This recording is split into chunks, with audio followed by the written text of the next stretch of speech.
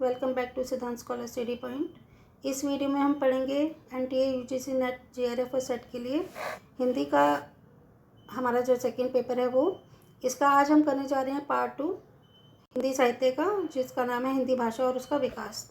तो पार्ट 1 हम पहले पढ़ चुके हैं, अगर आपने नहीं देखा है तो आप देख सकते हैं। इसमें हम स्टार्ट करेंगे अपभ्रंश, अपभट्ट और पुरानी हिंदी का संबंध। अपभ्रंश का प्रयोग साहित्य में 12वीं शताब्दी पर होता रहा था, परंतु 1000 ईस्वी तक आते आते यह बोली हिंदी के रूप में प्रतिष्ठित हो गई। अपभ्रंश के ही परिवर्ती रूपों को विद्वानों ने अवहट्ट का नाम दिया है। 13वीं और 14वीं ईस्वी के साहित्यकारों ने अपनी भाषा को अपभ्रंश अवहट्ट भाषा कहा है तथा हेमचंद ने उन्हें देशी नाममाला में शामिल करना उचित समझा।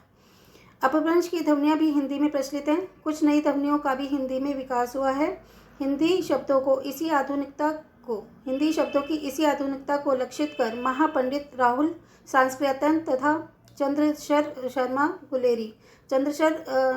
शर्मा गुलेरी और राहुल सांस्कृतन का जिक्र हिंदी साहित्य में बार बार होता है, क्योंकि इन्होंने हिंदी साहित्य में बहुत अधिक महत्वपूर्ण योगदान दिया है। तो इनके अनुसार इस भाषा को पुरानी हिंदी के नाम से संबोधित किया गया है। तो पेपर में ये क्वेश्चन एक आता है कि पुरानी हिंदी किसने कहा था, तो राहुल सांस्कृतन और चंद्रधर शर्मा गुलेरी ने इसे पुरानी हिंदी कहा है, किसे, अपभ्रंश को। तो इस प्रकार हम कह सकते हैं कि 1000 ईस्वी के लगभग अधिकांशतः साहित्य में हिंदी का प्रयोग होने लगा था। हिंदी में अपभ्रंश की सारी प्रवृत्तियों को अपनाया है। संस्कृत, पाली, प्राकृतिक तथा संज्ञात्मक भाषाएं थीं, तो संज्ञा सर्वनाम के कारक रूपों के लिए अपभ्रंश के कारक चिन्ह अलग से प्रयुक्त हुए हैं। काव्य में प्रयुक्त भाषा अपभ्रंश की भाषा कहलाई है। तो जो काव्य में प्रयुक्त जो भाषा थी उसे अपभ्रंश कहा गया है। आचार्य रामचंद्र शुक्ल ने अपभ्रंश के कई उदाहरण अपनी हिंदी साहित्य के इतिहास में प्रयुक्त किए हैं। डॉक्टर सुनीति कुमार चटर्जी एवं बहुत से अन्य भाषाविदों ने अपभ्रंश को भारतीय आर्य भाषा के विकास की एक स्थिति माना है। डॉक्टर सुनीति कुमार चटर्जी के अनुसार शौरसेनी अपभ्रंश अर्थात अपभट्ट मध्य प्रदेश के अतिरिक्त बंगाल आदि प्रदेशों में भी काव्य भाषा के रूप में प्रयुक्त होती रही है। तो यहाँ से भी क्वेश्चन आता है कि किसके अनुसार अपभट्ट मध्य प्रदेश के अतिरिक्त बंगाल के प्रदेशों में भी काव्य भाषा के रूप में प्रयुक्त हुई है। तो ये कहा है डॉक्टर सुनीति कुमार चटर्जी ने। मागधी अपभ्रंश से ही बिहारी, बांग्ला, असमी और उड़िया भाषाओं का विकास हुआ है। तो क्वेश्चन में ये भी एक पूछा जाता है कि किस अपभ्रंश से बिहारी, बांग्ला, असमी और उड़िया भाषाओं का विकास हुआ है, वो है मागधी अपभ्रंश। तो ये छोटी छोटी बातें आपको अपने माइंड में फीड करनी होंगी। शौरसेनी अपभ्रंश से पश्चिमी हिंदी, पंजाबी और गुजराती विकसित हुई है। मार्कंडेय और कुछ अन्य विद्वानों ने अपभ्रंश के 3 प्रकार बताए हैं, जिनमें नागर से गुजरात की, उपनागर से राजस्थान की और ब्राचड़ से सिंध की बोली विकसित हुई है। ये हमने फर्स्ट लेक्चर में भी पढ़ा था। इस प्रकार पुरानी हिंदी अर्थात अपभ्रंश और अपभट्ट से ही हिंदी का विकास हुआ है। तो हिंदी का विकास किससे हुआ है, पुरानी हिंदी। और पुरानी हिंदी किसे कहा जाता है, अपभ्रंश और अवहट्ट से को पुरानी हिंदी कहा जाता है।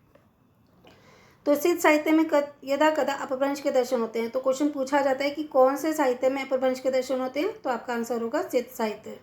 मुख्य रूप से सिद्धों ने अपनी रचनाएं हिंदी के तत्कालीन लोक प्रचलित रूप में लिखी थी। तो किन्होंने अपनी रचनाएं लोक प्रचलित रूप में लिखी थी, तो वो कहा जाएगा इसका आंसर सिद्धों ने। अब हम पढ़ते हैं आधुनिक भारतीय आर्य भाषाएं। आधुनिक भारतीय आर्य भाषाओं का विकास अपभ्रंश के विभिन्न क्षेत्रीय स्वरूपों से हुआ है। विभिन्न आधुनिक आर्य भाषाएं हैं पश्चिमी हिंदी, राजस्थानी, गुजराती, पंजाबी, लहंदा, सिंधी, मराठी, बिहारी, बांग्ला, पहाड़ी, असमिया, पूर्वी हिंदी आदि। इसको भी हम डिटेल में पढ़ेंगे आगे। कालांतर में पश्चिमी हिंदी की खड़ी बोली ही विकसित होकर परिमिष्टित और मानक रूप को पाकर वर्तमान में राजभाषा हिंदी के रूप में प्रतिष्ठित हुई है। तो अगर क्वेश्चन पूछा जाता है कि वर्तमान में राजभाषा हिंदी के रूप में कौन सी हिंदी प्रतिष्ठित हुई है, तो आपका आंसर होगा पश्चिमी हिंदी की खड़ी बोली। ठीक है, तो चलिए आगे पढ़ते हैं।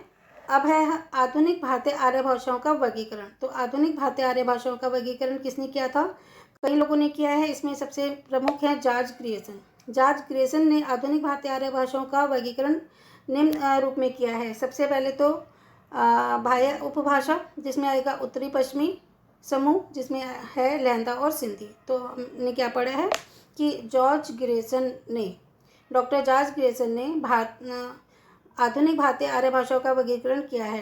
किस किस रूप में? नंबर 1 बाह्य उपभाषा, जिसमें आएंगी उत्तरी पश्चिमी समूह, लहंदा और सिंधी।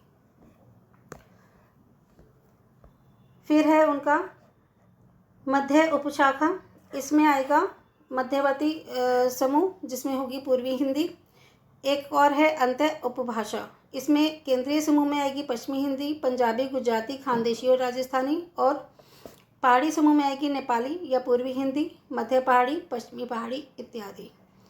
तो ये तो था डॉक्टर जॉर्ज ग्रियर्सन का वर्गीकरण। अब हम पढ़ते हैं डॉक्टर हॉर्नले ने आधुनिक भारतीय आर्य भाषाओं को कितने वर्गों में विभाजित किया है? उन्होंने विभाजित किया है 4 वर्गों में।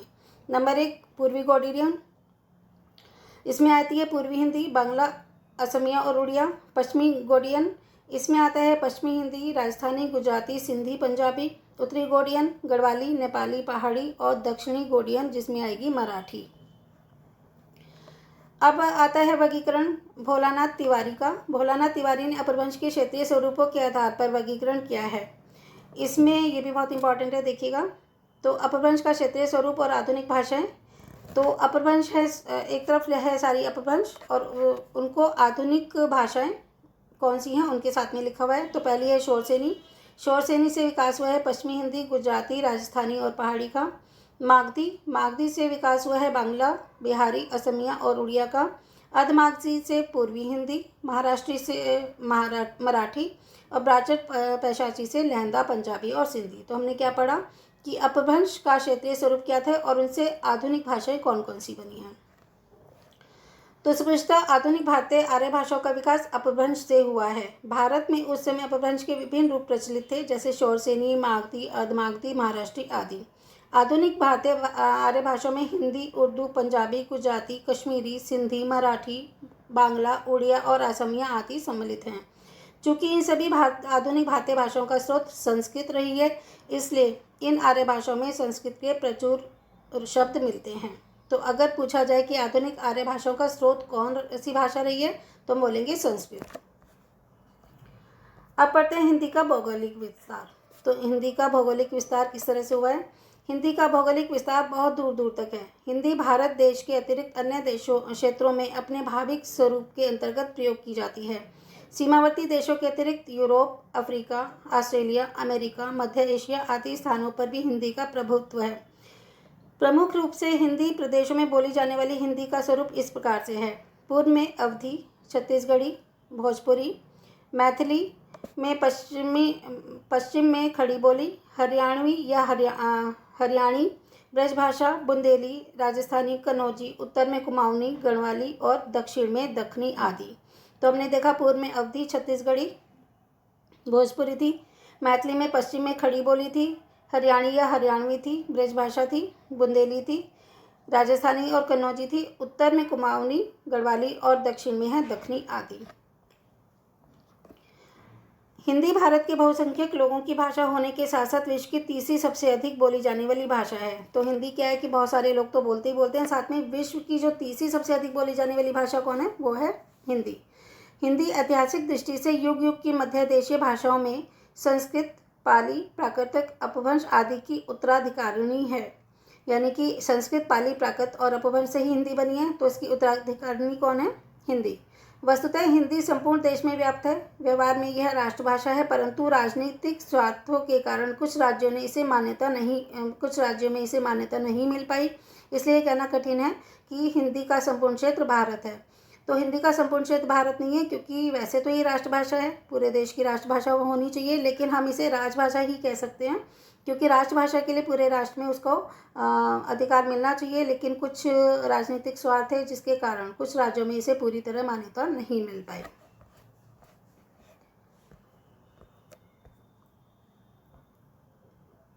पश्चिमी में अंबाला छावनी से लेकर पूर्व में पूर्णिया में तक आता है। बिहार व बंगला के बीच की सीमा को पूर्णिया कहा जाता है। पूर्णिया तक तथा उत्तर में बद्रीनाथ से लेकर खंडवा है मध्य प्रदेश की दक्षिणी सीमा। यहाँ तक हिंदी बोली जाती है। इस विस्तृत क्षेत्र के अंतर्गत बिहार, उत्तर प्रदेश, छत्तीसगढ़, झारखंड, उत्तराखंड, हरियाणा, हिमाचल प्रदेश, दिल्ली, राजस्थान में मध्य प्रदेश सम्मिलित है। इस पूरे क्षेत्र को ही हिंदी प्रदेश कहा जाता है। तो सबसे ज़्यादा हिंदी कहाँ पे प्रचलित है? बिहार, उत्तर प्रदेश, छत्तीसगढ़, झारखंड, उत्तराखंड, हरियाणा, हिमाचल प्रदेश, दिल्ली, राजस्थान व मध्य प्रदेश आदि में।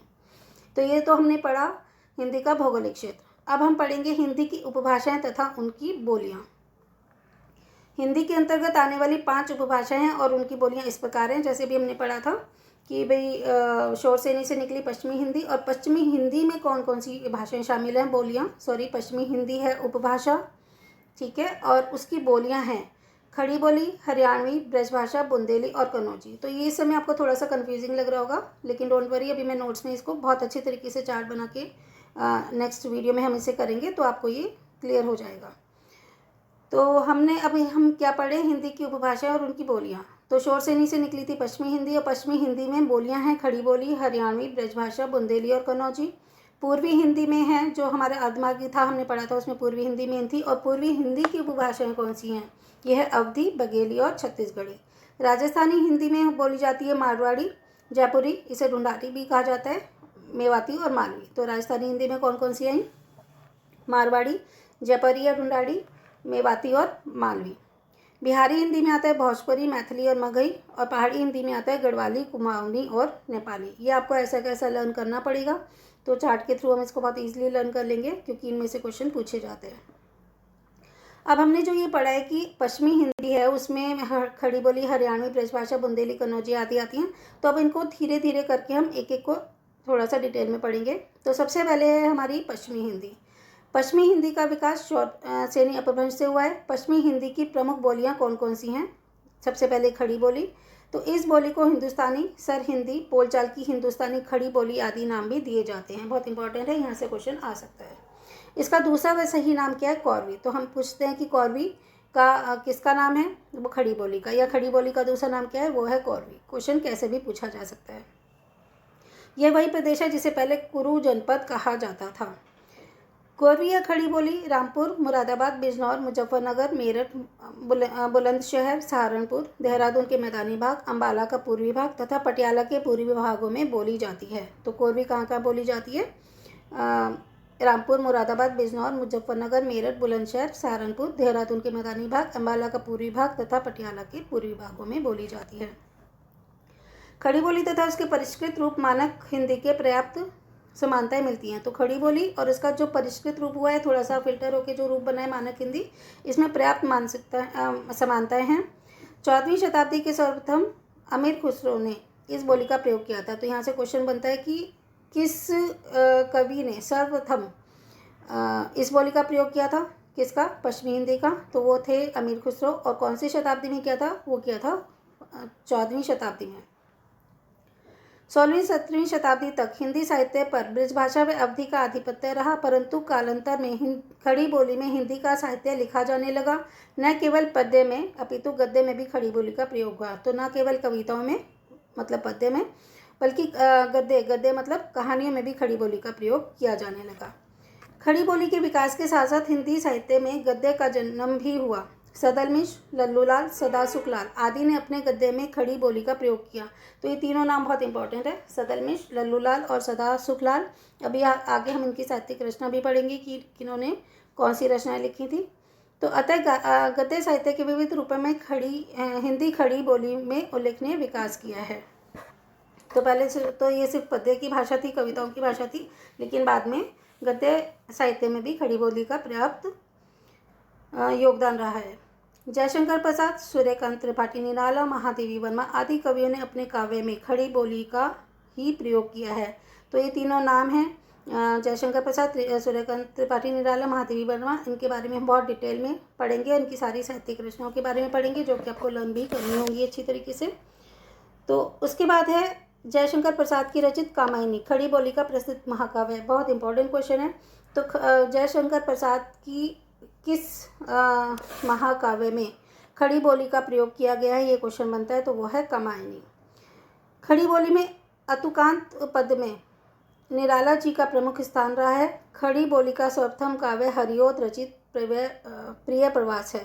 तो हरिओद ने कौन सी रचना लिखी है खड़ी बोली में? मतलब महाकाव्य तो लिखा है जयशंकर प्रसाद ने भी, लेकिन जो प्रसिद्ध हुआ है प्रथम महाकाव्य इनका, तो वो है प्रिय प्रवास।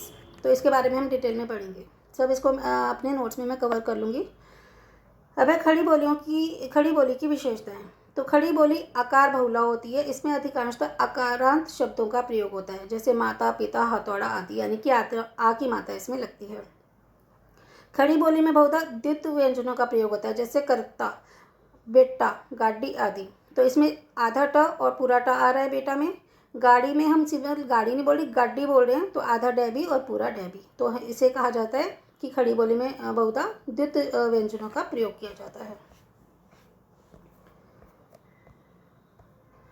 खड़ी बोली में मूर्धल्य लय का प्रयोग मिलता है, जिसका मानक हिंदी में अभाव है, जैसे बाल, जंगल आदि। तो मानक हिंदी में लय का प्रयोग कम मिलता है, जबकि खड़ी बोली में ज़्यादा मिलता है।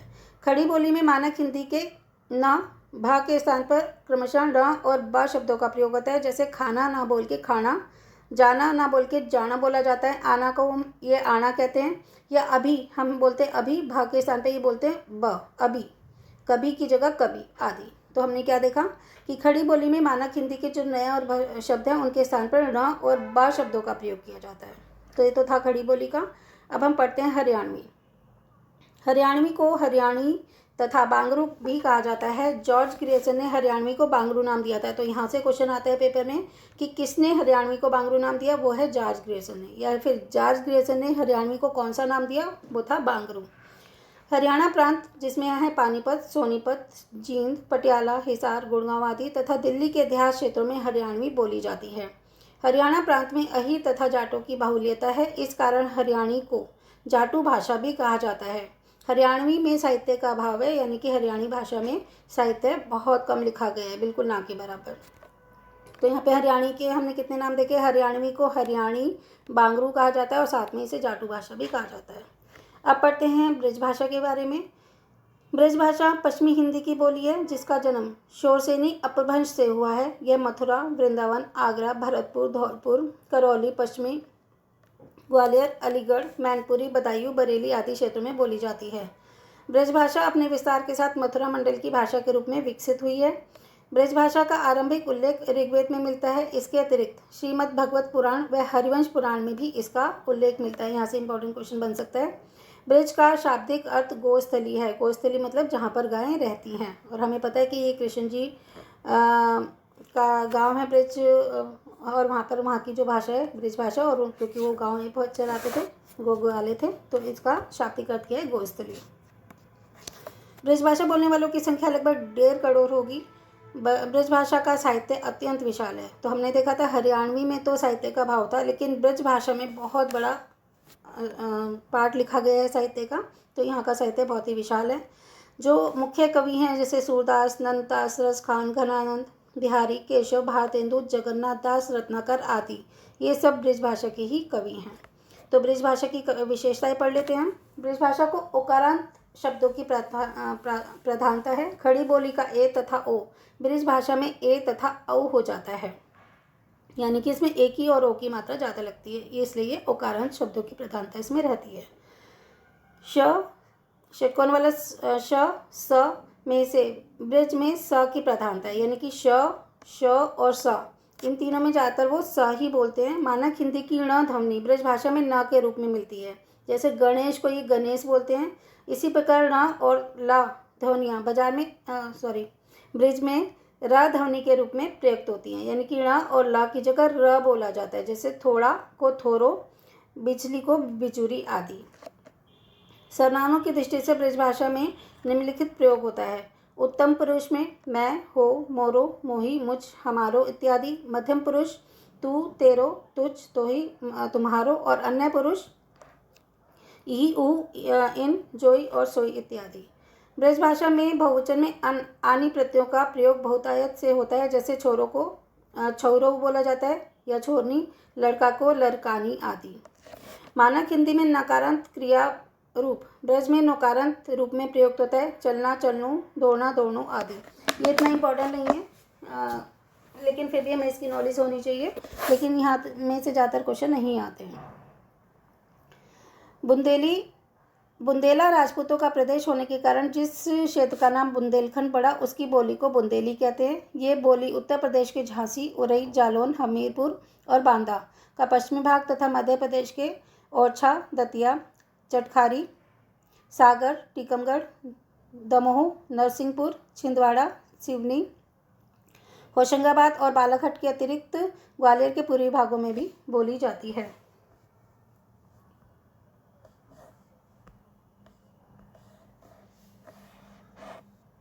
बुंदेलखंड क्षेत्र के कवि तुलसीदास, केशवदास, बिहारी, मतीराम, पजनेश, श्रीपति, रसनिधि, ठाकुर, पद्माकर, भट्ट आदि हैं। बुंदेली पर ब्रज तथा अवधि का प्रभाव है। बुंदेली में अधिकतर महाप्राण व्यंजनों का अल्प प्राणीकरण हो जाता है। ये महाप्राण और अल्पप्राण क्या है, हम इसके भी जब व्याकरण वाला चैप्टर पढ़ेंगे उसमें डिटेल में बताऊंगी। जैसे कि नहीं, नई, दही, दही, कहीं, कहीं, सूदो, सूदो आदि। यानी कि महाप्राण होता है किसी चीज़ को थोड़ा सा लंबा पढ़ना और अल्पप्राण होता है उसी को थोड़ा छोटे में पढ़ना। जैसे नहीं की जगह हम नहीं पढ़ देते हैं। इसमें शब्द के बीच में से र का लोप हो जाता है। बुंदेली औकार बहुला है, यानी कि इसमें औ की मात्रा लगती है। तुम्हारा को तुमाओ, आओ, गाओ, बैठो इत्यादि। बुंदेली में कर्म कारक तथा संप्रदान कारक के रूप बदल जाते हैं। क्रमशः को खो तथा के लिए हम के लाने का प्रयोग करते हैं। तो के लिए नहीं, जैसे कहते हैं तुम्हारे लिए, तो उसकी जगह कहेंगे तुम के लाने। संख्यावाची शब्दों में भी परिवर्तन रहता है। जैसे 11 को 11 पढ़ते हैं और 12 को ये 12 पढ़ते हैं। तो बुंदेली में 11 को 11, 12 को 12 कहा जाता है। अब है कन्नौजी। यह बोली कन्नौज प्रदेश की भाषा है। कानपुर, हरदोई, शाहजहाँपुर, फर्रुखाबाद, इटावा, पीलीभीत आदि प्रदेशों में कन्नौजी बोली जाती है। कन्नौजी का विकास शौरसेनी प्राकृतिक की पांचाली प्राकृतिक से हुआ है। इस कारण आचार्य किशोरीदास वाजपेयी जी ने इसे पांचाली भी कहा गया है। तो इम्पॉर्टेंट क्वेश्चन है कि पांचाली किसे कहते हैं, वो कन्नौजी भाषा को बोलते हैं। और क्यों कहा जाता है, क्योंकि इसका विकास पांचाली प्राकृतिक से हुआ है। कन्नौजी औकारांत प्रधान बोली है। कन्नौजी में संयुक्त स्वर की प्रधानता है। जैसे और को और, कौन को कौन। तो इसकी ध्वनि के बीच में से है का लोप हो जाता है। अत्यंत अल्पप्राण महाप्राण में परिवर्तित हो जाता है। तो देखो ऊपर अभी हमने पढ़ा था बुंदेली में कि महाप्राण अल्पप्राण में हो जाता है, जबकि इसमें है अल्पप्राण महाप्राण में परिवर्तित हो जाता है। तो स्टार्टिंग में थोड़ा सा कंफ्यूजिंग लगेगा, लेकिन धीरे धीरे जब आप इसे 2-3 बार रीड कर लोगे तो आपके लिए ईजी हो जाएगा। तो हमने इसमें पढ़ा है कि इसमें है का लोप हो जाता है। सात को ये सात कहते हैं, हाथ को हाथ कहते हैं। यह के स्थान पर जय का प्रयोग होता है। जैसे हम बोलते हैं यमुना, तो कन्नौजी में बोला जाता है जमुना। यश को जस आदि। व के स्थान पर बै का प्रयोग होता है। जैसे वर को बर। कन्नौजी के स्वरों में मुख्यतः अनुनासिककरण की प्रवृत्ति पाई जाती है। जैसे भौजाई को भौजाई कहते हैं, जुआ को जुआ कहते हैं। तो अनुनासिक यानी कि इसमें चंद्रबिंदु भी लगता है। अब आ गई पूर्वी हिंदी। पूर्वी हिंदी का विकास अर्धमागधी प्राकृतिक से हुआ है। और पूर्वी हिंदी की प्रमुख बोलियां कौन कौन सी हैं? नंबर 1 अवधी। अवध की बोली अवधी है। अवध प्रांत के अंतर्गत लखीमपुर खीरी, सीतापुर, हरदोई, लखनऊ, बाराबंकी, बहराइच, गोंडा, फैज़ाबाद, उन्नाव, रायबरेली आदि जिले आते हैं। इनमें हरदोई जिले को छोड़कर अन्य सभी जिलों में अवधी भाषा बोली जाती है। ब्रज भाषा के पश्चात अवधी ही साहित्य का दृष्टि से समृद्ध रही है। तो हमने कहा था एक तो ब्रज भाषा में बहुत अधिक साहित्य मिलता है, या फिर उसके बाद अवधी में बहुत अधिक साहित्य मिलता है। अवधी को पूर्वी तथा कोसली भी कहा जाता है। तो अवधी के अन्य नाम क्या है? पूर्वी तथा कोसली। अवधी के पर्याप्त मात्रा में साहित्य सृजन हुआ है। इनके मुख्य कवि हैं तुलसीदास। इन्होंने इसमें अवधी भाषा में रामचरितमानस की रचना की। जायसी ने पद्मावत की, कुतुबन ने मृगावती की, लालदास ने जानकी रामायण की, नाभादास ने भक्तमाल की, अग्रदास ने ध्यान मंजरी की, नूर मोहम्मद ने इंद्रावती की, मंचर ने मधुमालती की, उस्मान ने चित्रावली आदि की रचना की अवधी भाषा में। तो ये अवधी के प्रमुख कवि और साहित्यकार हैं। इन सब की रचना हमें बहुत अच्छे से करनी होगी। तो क्वेश्चन आगे भी इनसे रिलेटेड आएंगे, जो हम आगे चैप्टर पढ़ेंगे डिटेल में। अवधी की विशेषता है, अवधी में ए का उच्चारण ऐ और औ का उच्चारण औ के रूप में होता है। जैसे कैसा को कैसा, पैसा, पैसा, औरत, औरत इत्यादि। शब्दांत में आने वाली ध्वनि वै निश्चित रूप से ऊ में परिवर्तित हो जाती है। जैसे शब्द के अंत में आने वाला अगर वह है, जैसे नाव, व में नाव के अंत में आ रहा है वह, तो ये ऊ में बन जाएगा। ये निश्चित है कि वो ऊ ही बोलेंगे। जैसे नाव को नाऊ, भाव को भाऊ और गाँव को गाँव। अवधी में अकारण रह का आगमन हो जाता है। जैसे पसंद को परसंत, यानी कि रह का आगमन हो जाता है। तो ऊपर हमने पढ़ा था उस भाषा में र का लोप हो जाता है, जबकि इसमें रह का आगमन हो जाता है। जैसे पसंद का परसंत, वियोग का विरोग इत्यादि। अंतस्थ व्यंजन, अंतस्थ व्यंजन होते हैं जो अंदर से निकलते हैं, 4 होते हैं ये, अब डिटेल में पढ़ेंगे हम इसके बारे में। य और व यदि किसी संयुक्त व्यंजन के साथ संयुक्त रूप से जुड़े हों तो अवधि में य के स्थान पर इया, व के स्थान पर उआ परिवर्तित हो जाता है। जैसे ग्वाल का ग्वार, यार का सियार, द्वार का द्वार और यार का प्यार, इसमें कन्वर्ट हो जाता है। शब्द के आरंभ में और शब्द के मध्य में आने वाली ई ध्वनि हा में परिवर्तित हो जाती है। जैसे रईस का रहीस हो जाता है, इच्छा का हिच्छा हो जाता है और सहीस का सहीस हो जाता है। तो ई ध्वनि जो है वो हा में परिवर्तित हो जाती है। कुछ और परिवर्तित रूप है इसके, देखिएगा। ण ना में परिवर्तित हो जैसे गुण का गुनु, का गा में परिवर्तित है जैसे भक्त का भगत, ल रा में परिवर्तित हो जाती है भाल का भार, यह ज में परिवर्तित होता है योग और जोग बन जाता है योग का, श खा में परिवर्तित होती है भाषा को भाका कहा जाता है, व बा में परिवर्तित होते हैं जैसे वर्षा को वर्षा। अवधि में अधिकांश शब्द वाकारांत होते हैं जैसे जगदीशवा, घोड़वा इत्यादि, यानी कि इसमें लास्ट में वा लग जाता है। कारक रचना की दृष्टि से विभिन्न कारकों में जहाँ अवधि के अपने परसर्ग होते हैं वहीं कर्ता कारक के चिन्ह में ने का विलोपन हो जाता है। जैसे उसने खाया की जगह ऊ खाई। तो ये थी अवधि की भाषा विशेषताएं। अब हम पढ़ते हैं बघेली के बारे में। बघेलखंड की बोली बघेली कहलाती है। बघेलखंड में बघेल राजाओं का राज्य था जिनकी राजधानी थी रीवा। यहाँ से क्वेश्चन बन सकता है कि बघेलखंड की राजधानी कौन सी है, वो है रीवा।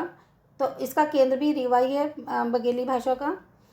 इसके अतिरिक्त यह जबलपुर, मांडला, हमीरपुर, मिर्ज़ापुर, बांदा, दमोह, नागौर, सतना, शहडोल, महर आदि में बोली जाती है। बघेली की विशेषता है वा का ब हो जाता है जैसे आवा का आबा। तो आवा बोला जाता है अवधि में और आबा बोला जाता है बघेली में। आदिवासियों की शब्दावली की बहुलता है इसमें।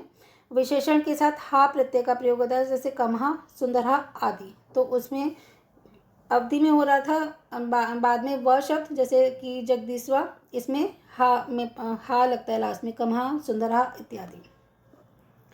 छत्तीसगढ़ी यह भाषा रायपुर, बिलासपुर, रायगढ़, दुर्ग, नंदगांव, कांकेर, सरगुजा, कोरिया आदि में बोली जाती है। इस बोली में साहित्य ना के बराबर है। तो इसमें भी हरियाणवी में भी साहित्य ना के बराबर था और छत्तीसगढ़ी बोली में भी साहित्य ना के बराबर है। इसमें शब्दों का महाप्राणीकरण की प्रवृत्ति हो जाती है जैसे जन की जगह झन इत्यादि। तो अब इससे नेक्स्ट होगा राजस्थानी हिंदी, उसे हम नेक्स्ट वीडियो में पढ़ेंगे।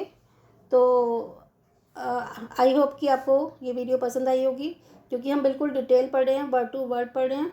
और इसके बाद इन्हीं पूरे चैप्टर को वन लाइनर क्वेश्चंस और मैं MCQ में कन्वर्ट कर दूंगी और पूरे चार्ट्स वगैरह बना के आपको दिखाऊंगी, जिससे कि आप अच्छे से इसे लर्न कर पाओ और पेपर में अपने अच्छे मार्क्स ला पाओ। Thanks for watching.